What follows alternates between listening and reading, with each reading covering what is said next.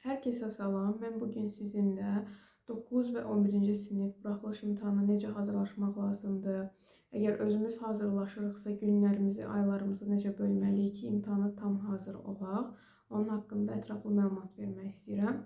İlk öncə deyim ki, bu video sırf özü hazırlaşmaq istəyənlər üçündür. Yəni mən müəyyən bir ayım qalıb, təxmini 5 aydan az bir müddət qalıb.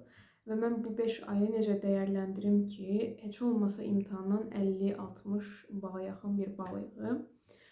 Bu haqqında, yəni qrammatika haqqında mənim əvvəlki videolarım var, onlara baxa bilərsiniz.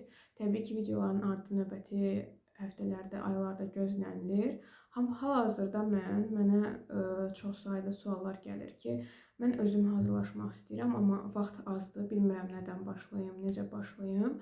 Mən biraz sizə kömək olmaq üçün belə bir dəftərdə qeydlər hazırlamışam. 15 punktdan ibarət. Bunu və hissə-hissə mən başlayıram sizi izah eləməyə. Bu sırf 9-lar və 11-lər üçündür, imtahana hazırlaşanlar üçündür. Düzü burada mən ümumi abituriyentlərə nəzərə alaraq qeydlərimi eləmişəm. Yəni bu sırf buna uyğun hazırlaşsa siz 100%, 50-60 bal alacaqsınız deyə bir garanti yoxdur.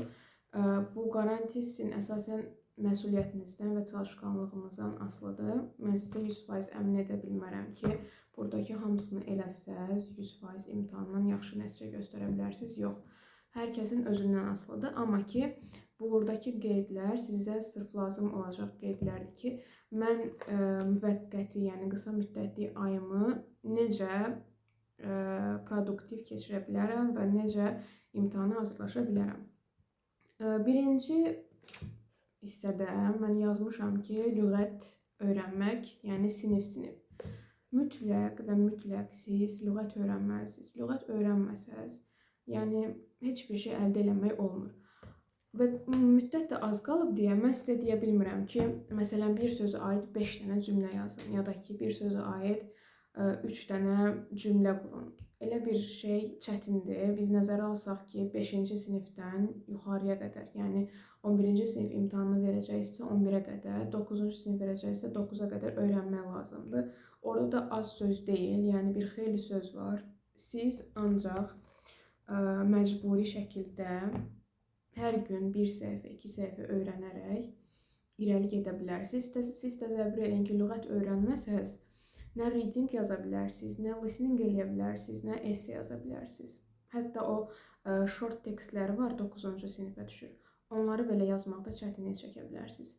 Qısacası lüğət öyrənin. Əgər lüğət öyrənməyə həvəsiniz yoxdursa və yadınızdan çıxırsa, test işləyin.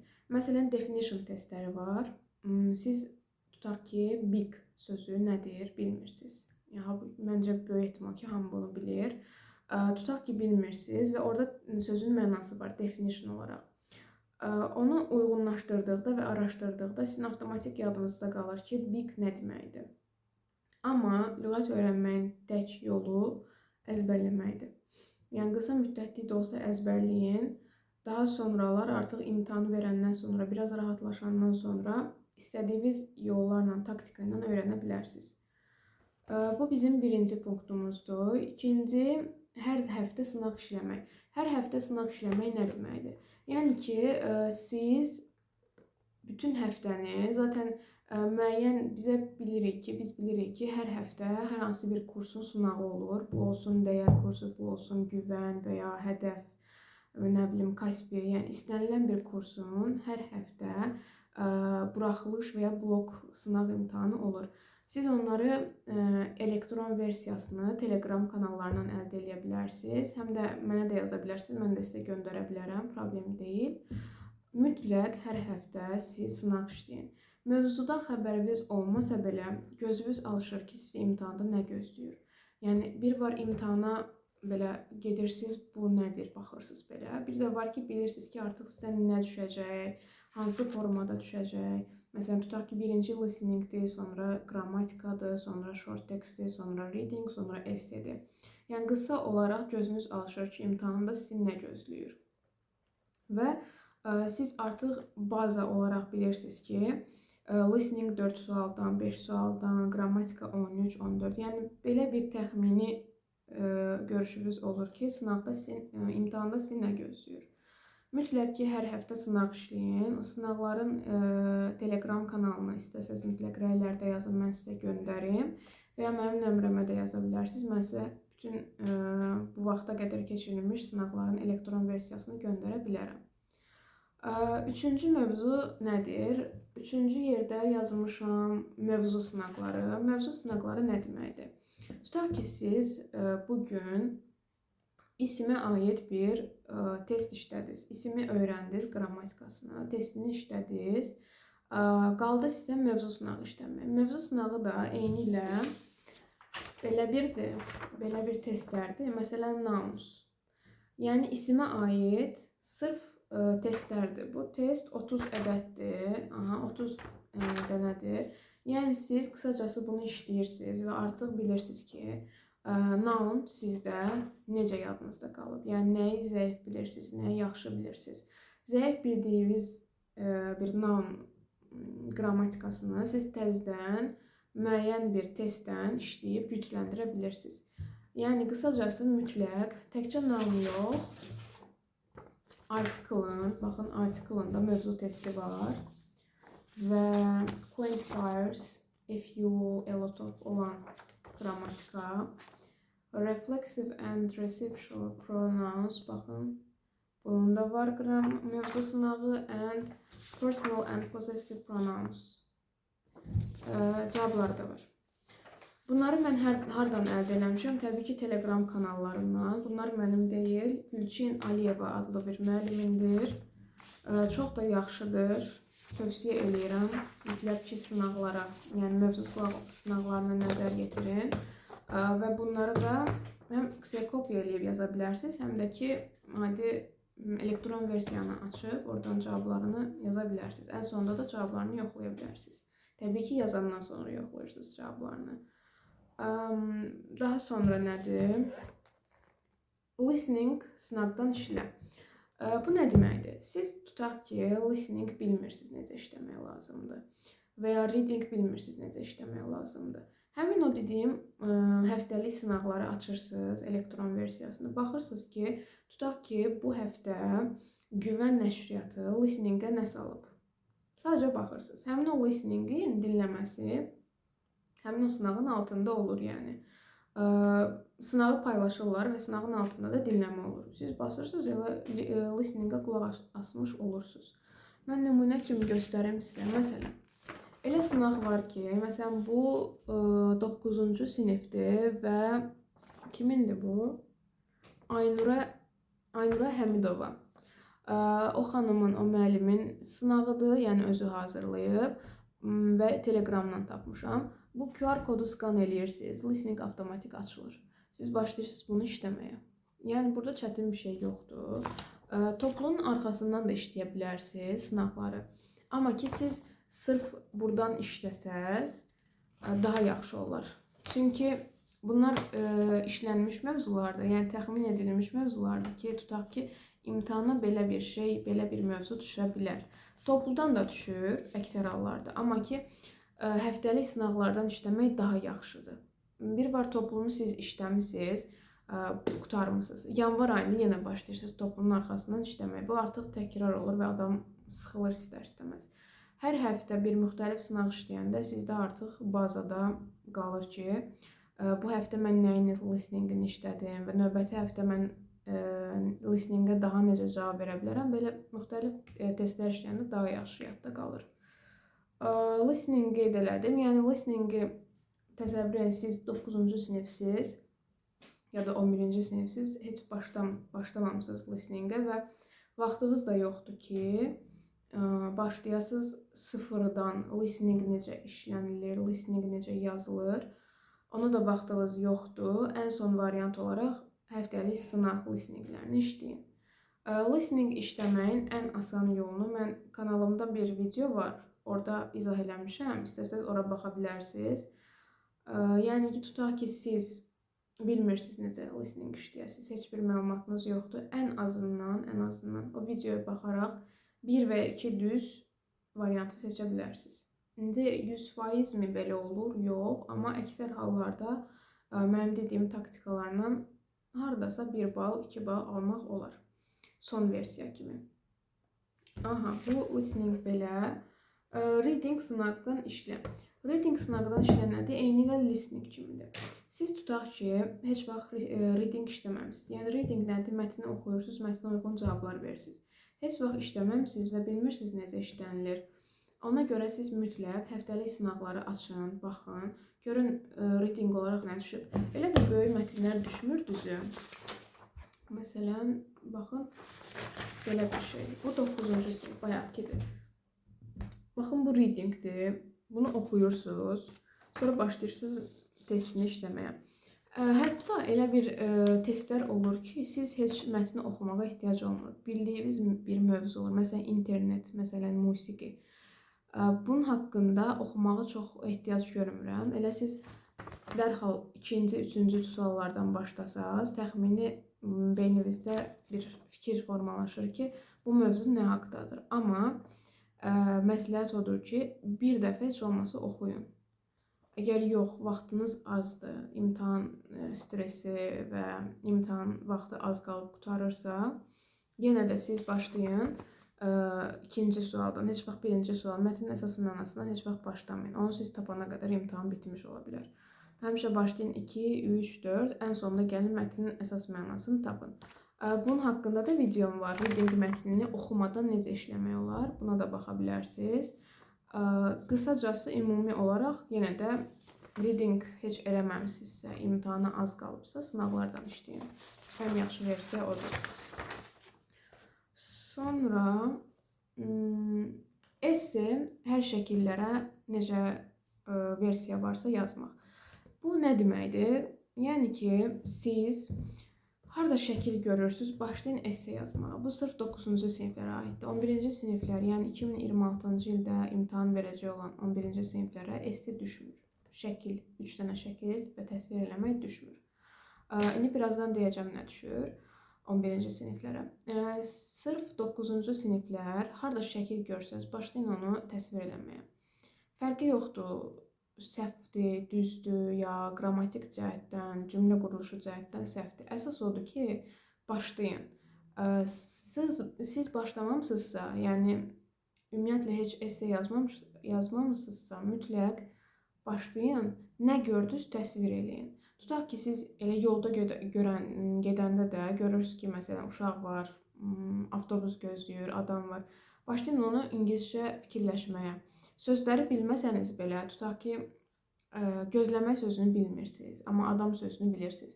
Yazın people gözləyir, nə bilim, bus, belə. Yəni cümlələr qurun, nəsə eləməyə çalışın. Heç nə eləməsəz, ümumiyyətlə gözləsəz ki, hə, müəllim mənə izah eləyəcək ya da özüm necəsə variant tapıb o vəziyyətdən çıxaram, amma yox, elə olmur. Yəni imtahan gözlədiyiniz kimi olmaya da bilər. Orada vəziyyət başqa cür də ola bilər, həyəcanlı da ola bilərsiniz, yəni hər şey ola bilər.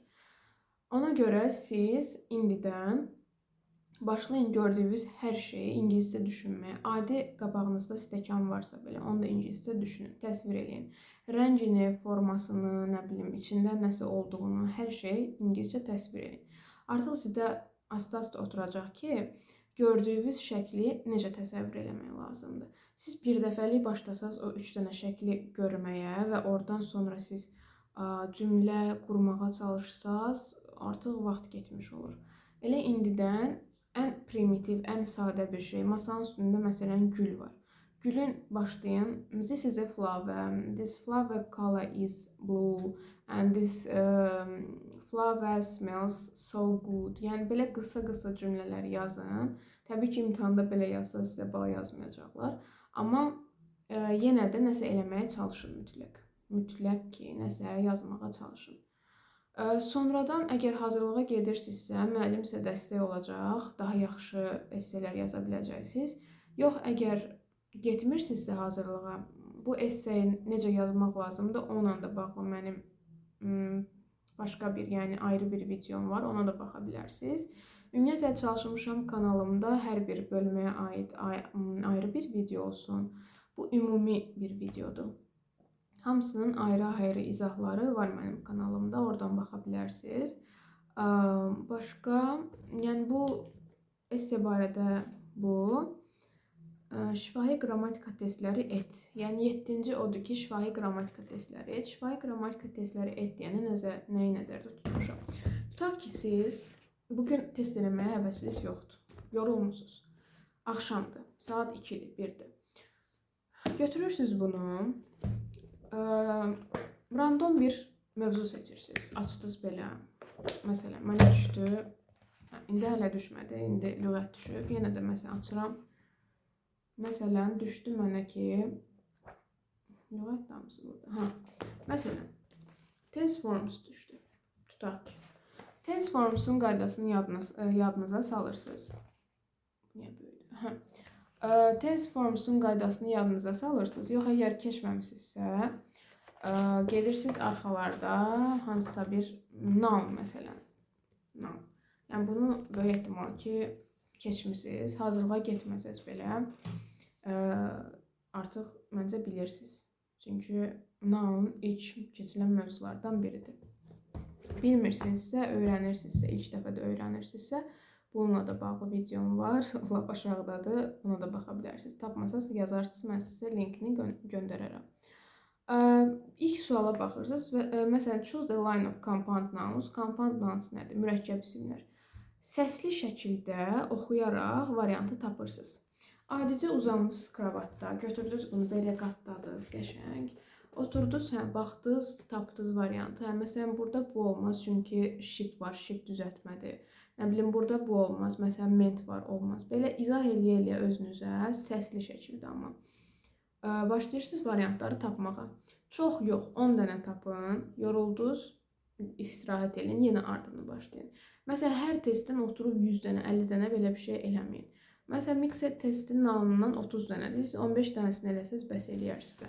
Keçin artikla. Artikldan 10 dənə eləyin, 15 dənə eləyin. Əgər zəifsizsə, biraz çox eləyin. Amma səsli şəkildə variantları bir özünüzə izah eləyin ki, mən niyə burada bunu götürdüm, məsələn. Yəni, bu da sizə çox kömək olacaq. Belə biraz mənasız çıxa bilər. Mən niyə oturum onu özümə izah eləyim, amma nəticəsini görəcəksiniz mütləq.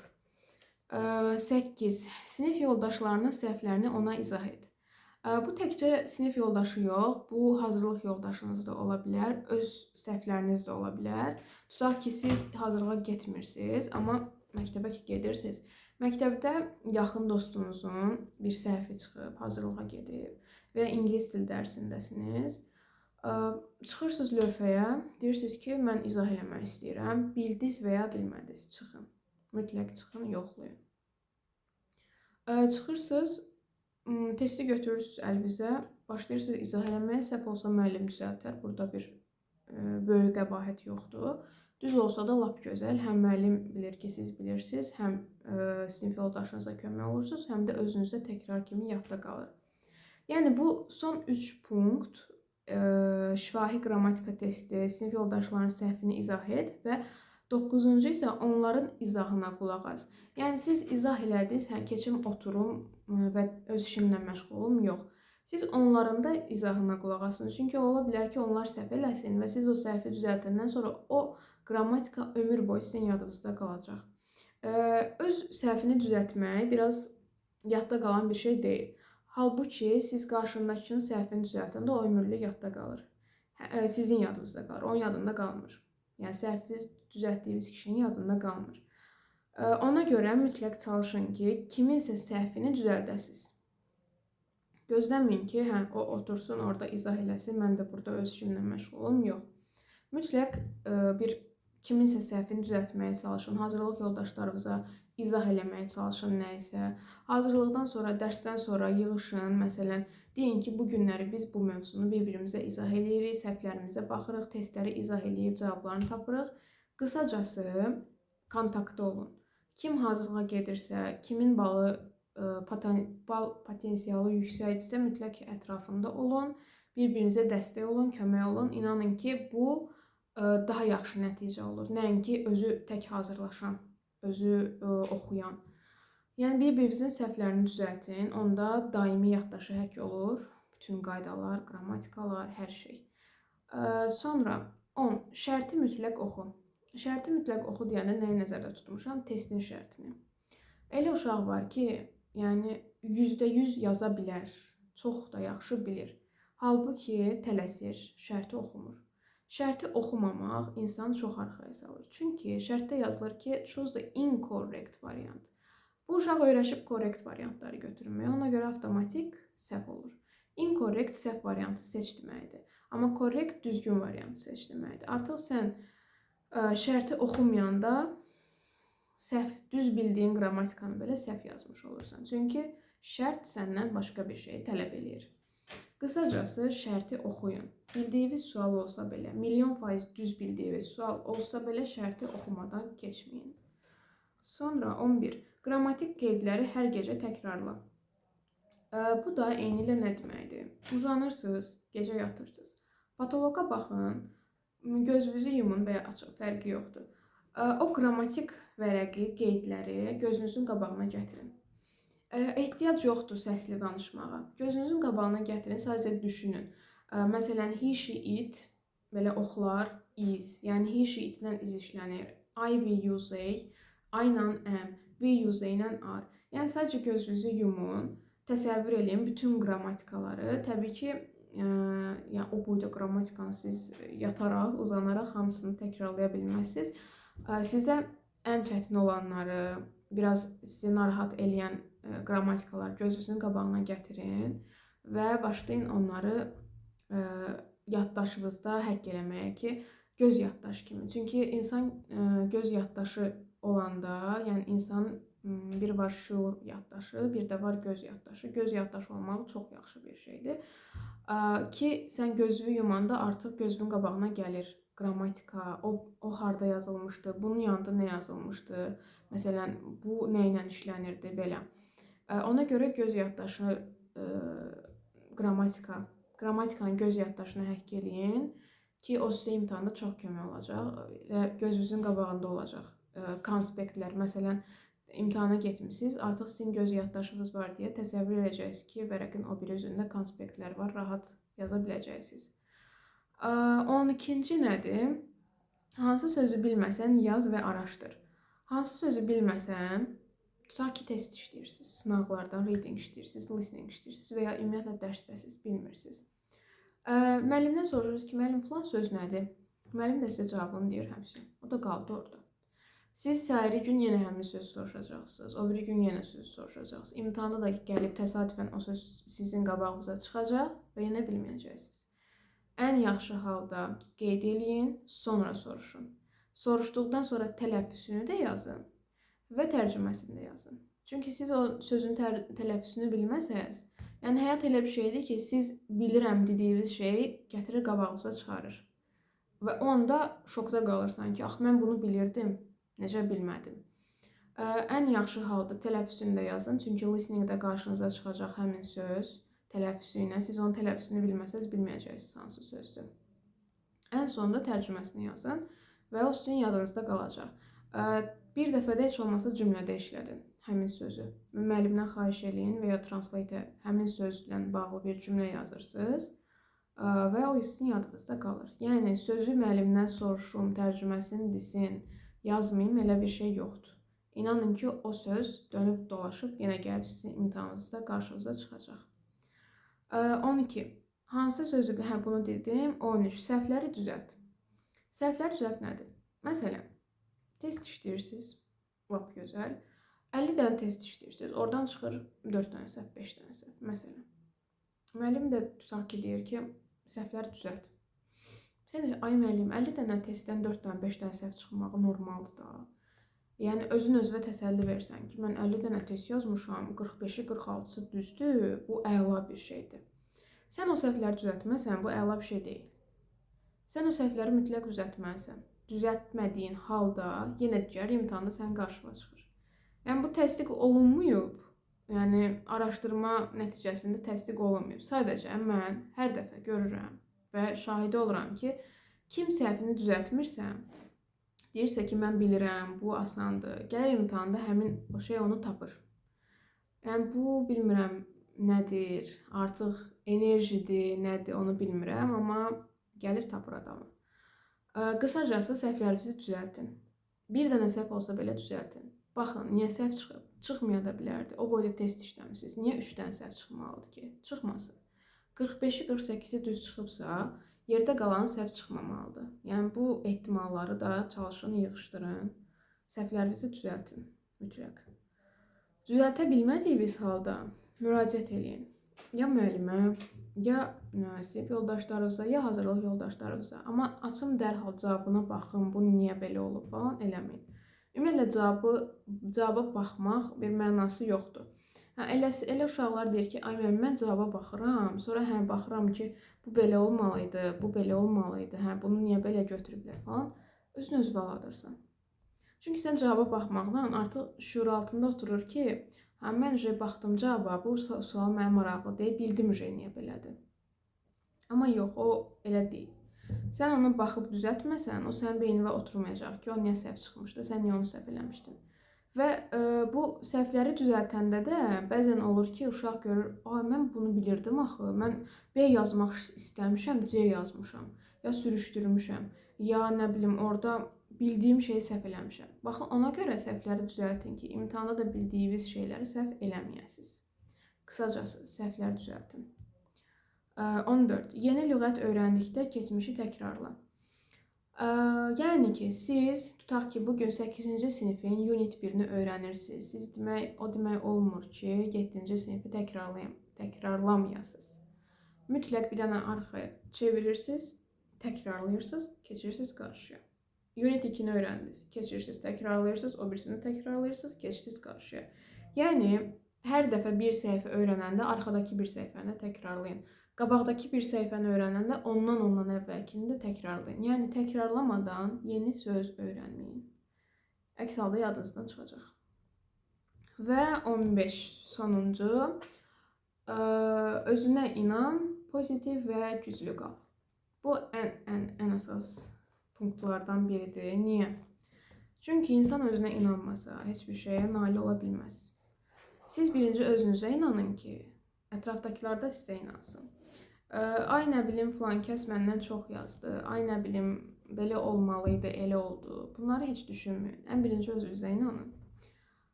Qalanı boş şeydir. Yəni, siz artıq motivasiyalı, irəli addım atanda hər şey öz-özündən düzələcək. Yəni, ümidsizliyə qapılmayın, az qalıb, çatdırmaram. Az qalıb, qalsın. Nə olacaq ki? Nə bacarırsınızsa, onu eləyin. Əziyyət çəkən mütləq bəhrəsini görür. Yəni, bu danılmaz fakt. Mütləq.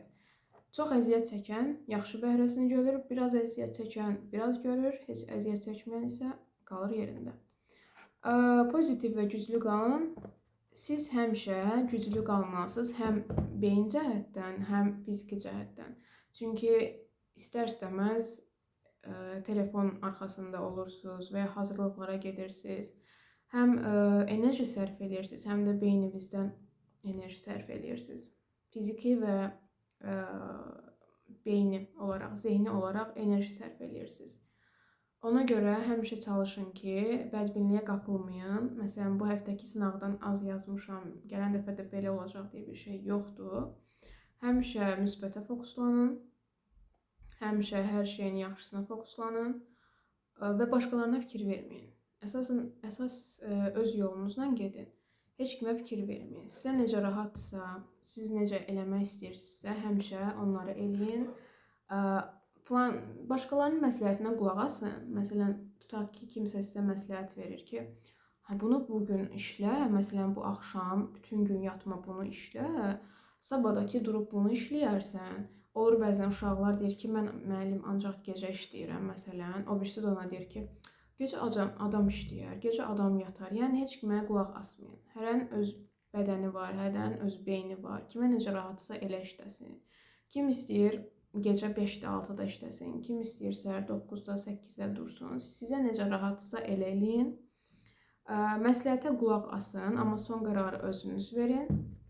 Qısacası belə. Yəni, mən sizə bunları demək istəyirdim ki, imtahana hazırlaşmaq istəyirsinizsə, bunlara əməl eləməlisiniz. İmtahana hazırlaşmaq üçün vəsaitləri isə mən bölüşmüşəm kanalımda. Ona da baxa bilərsiniz. Və növbəti videolar çalışacağım sırf qrammatikalar olsun. Qrammatikanın bir hissəsini çəkib paylaşmışam, digərləri qalıb. Və 11-ci siniflər üçün 3 cümləlik bir esse yox daha doğrusu, abzas, onu da paylaşmalıyam. Qısacası, abunə olun, maraqlı videolar gələcək, sırf ingilis dilinin hazırlaşması ilə bağlı. Bu qədər. Sualınız olsa yazarsınız, sizi nə maraqlandırır, onu da yazarsınız mütləq və uğurlar.